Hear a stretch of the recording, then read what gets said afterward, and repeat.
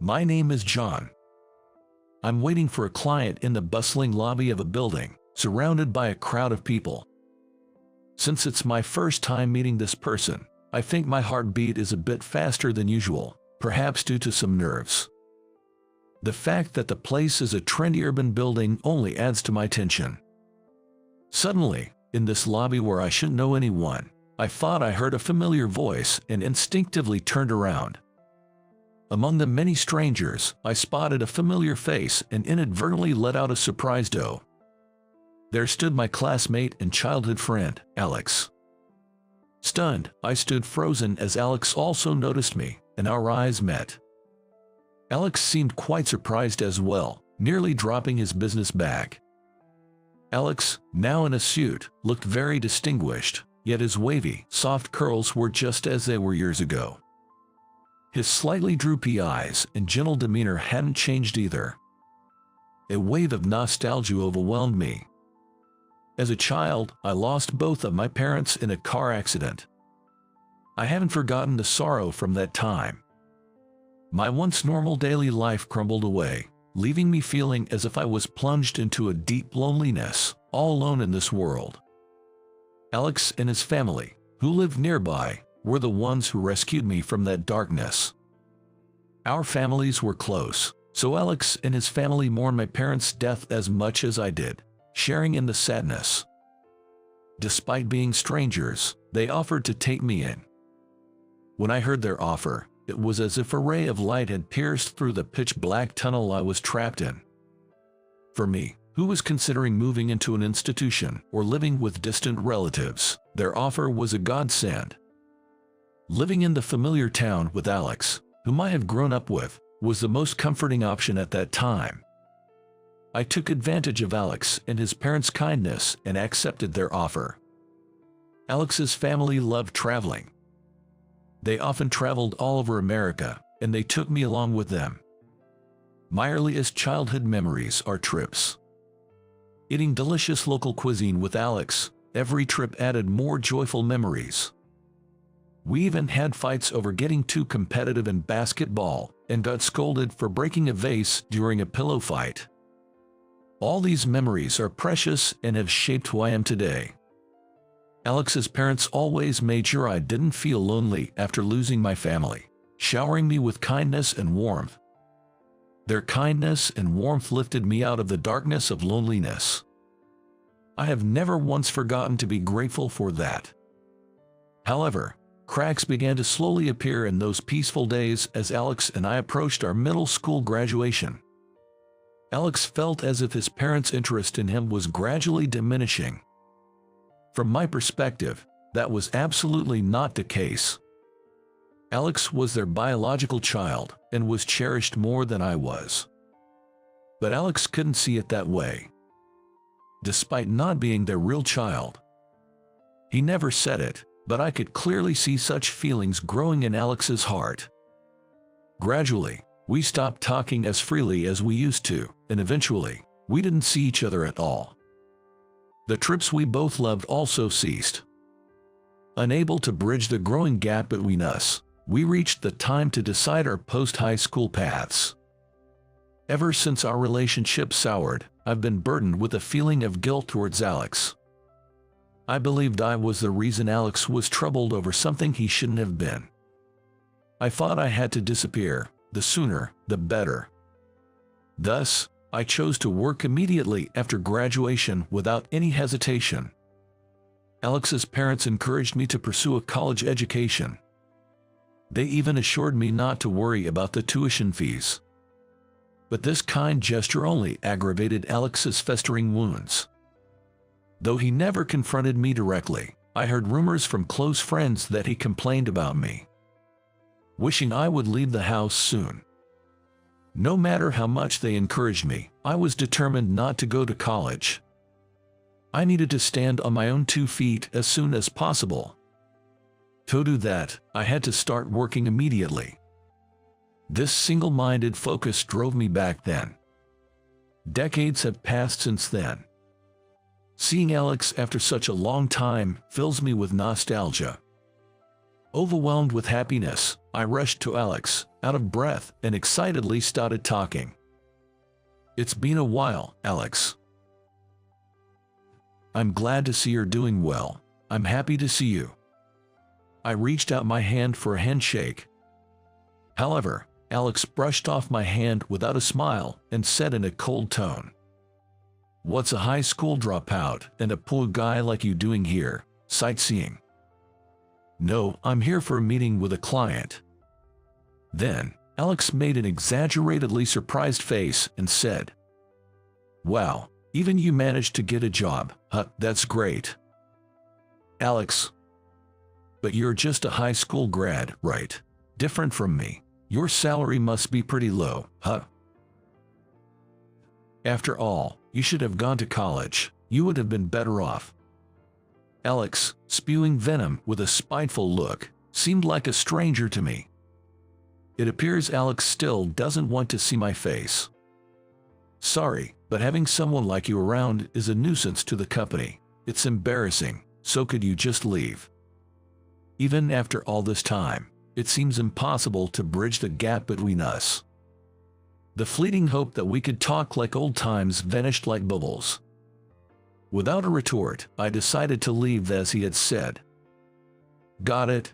Sorry for bothering you, but I'm glad I got to see your face.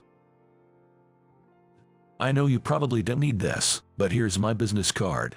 Give me a call if you need anything." "I won't need to call you for anything. Just take it for now. You can throw it away later."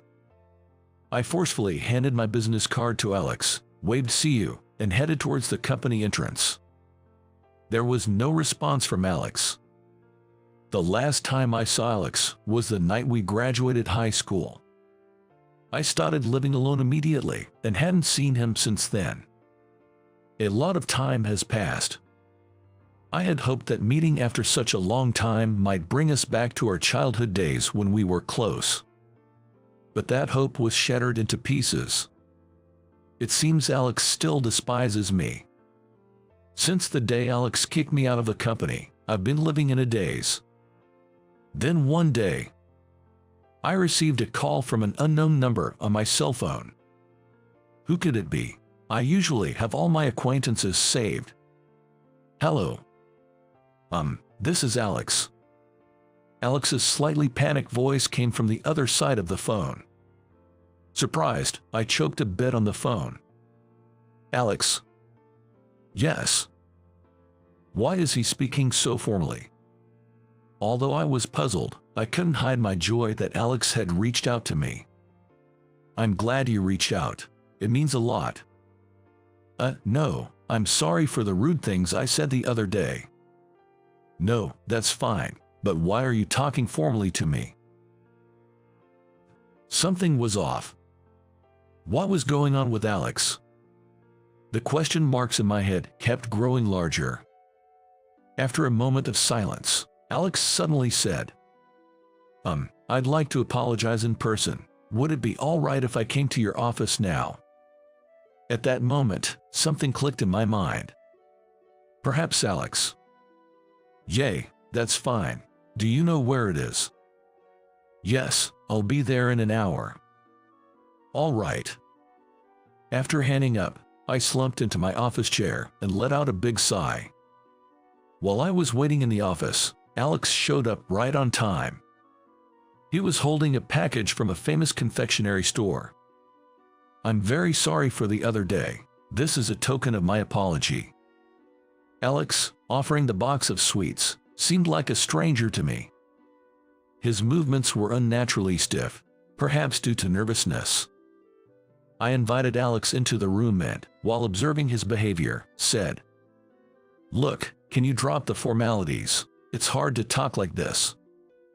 "But I'm not mad, but can you tell me why your attitude changed so suddenly?" Alex sighed deeply, sat down on the sofa, and said, "All right," then began to explain in a soft voice. He began to explain the situation. On the day Alex turned me away, he too had an appointment to meet with a representative from a client company in the lobby. But even as time passed, the client didn't show up.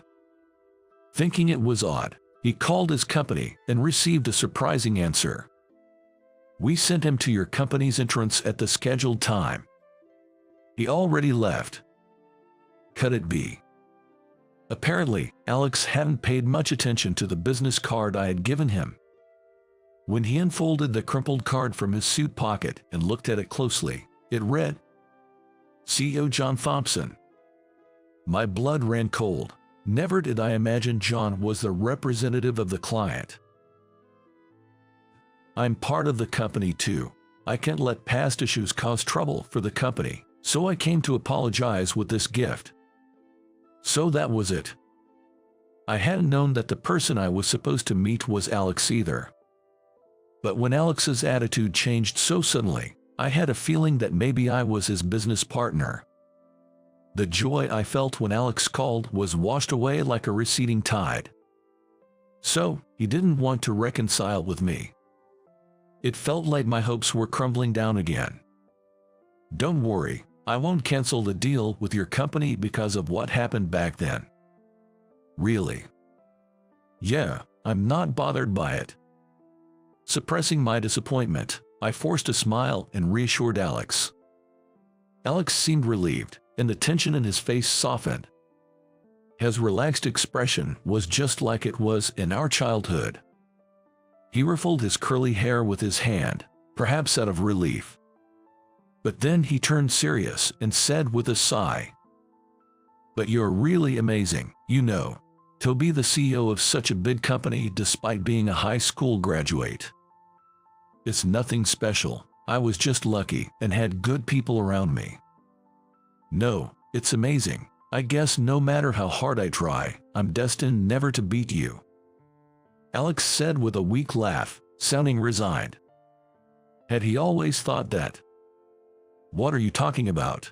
The thing I'm most grateful for is having been friends with you. Do you know how happy I was when you and your parents took me in?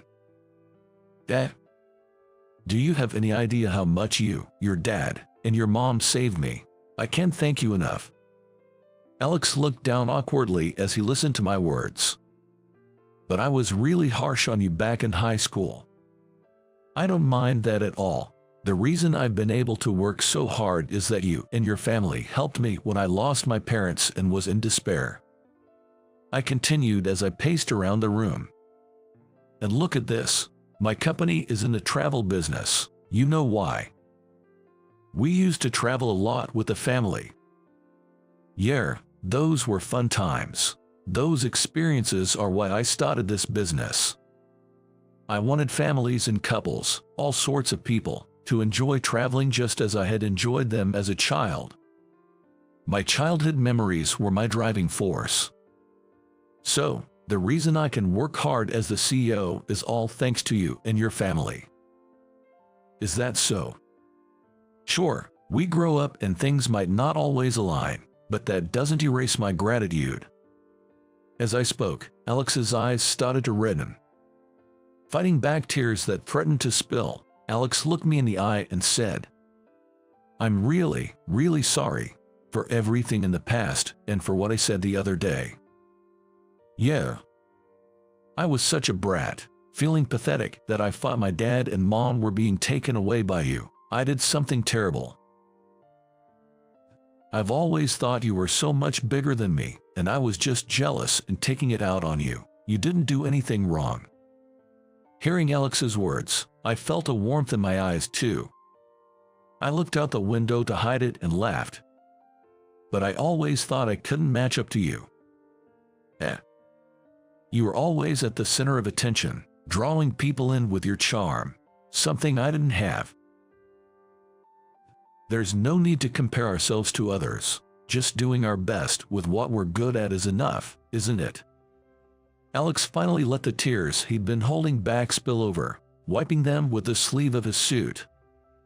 Then, with a trembling, tearful laugh, he said, "We're kind of pathetic, aren't we? Crying and praising each other. What would people think if they saw this, that the CEO's dignity is at stake?" Yeah, really. We looked at each other and, like in our childhood, burst out laughing. After we had our fill of laughter, I made a suggestion to Alex. "Hey, Alex, if it's all right with you." "Yeah. Why don't you come work at my company?" "That." Alex looked utterly surprised, as if he had never considered it. "You used to love traveling, right? I think you understand the value of it well, and I believe we could work well together." "No, but if you joined, I feel like I could work even harder. That is, if you're okay with it." "You don't have to answer right now. Just think about it." "Thank you." "I'm happy you invited me. I'll join." Alex answered with a genuinely happy smile. "Are you sure to answer so quickly?"